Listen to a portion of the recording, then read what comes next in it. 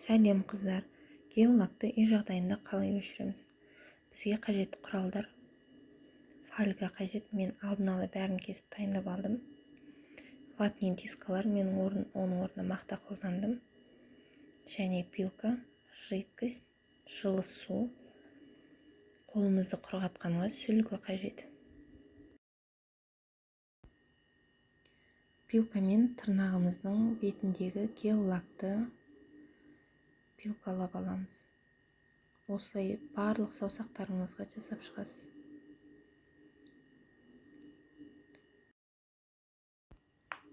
Гель-лактың бетін пилкаласаңыз, тез түсуіне септігін тигіземіз.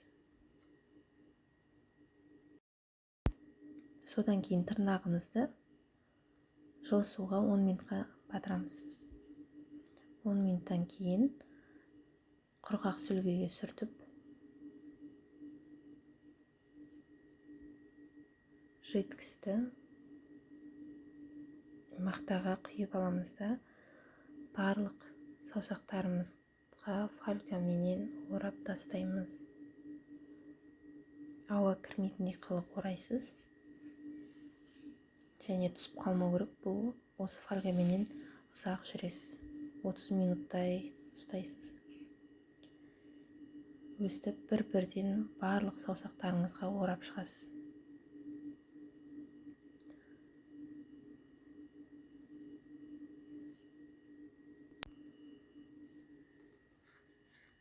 Алар кезде де бір-бірден аласыз. Қалған саусақтарыңызға тиіспейсіз.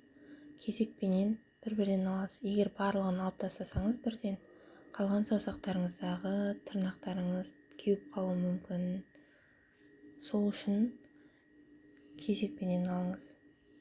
Егер тырнағыңыздың ұзындығын сақтап қалғыңыз келсе, онда осы тәсілді тағы да бір рет қайталаңыз. Менде уақыт аз болғандықтан мен бір-ақ рет қолдандым және де ұзақ ұстамадым.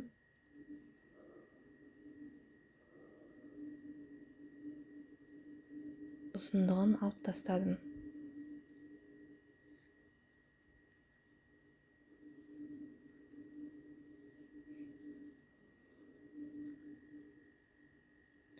Одан кейін жан-жағындағы тырнағымызды әсемдеп пилкалап қоямыз. Егер де сізде бесцветный лакыңыз болса, бетін бояп қойсаңыз болады.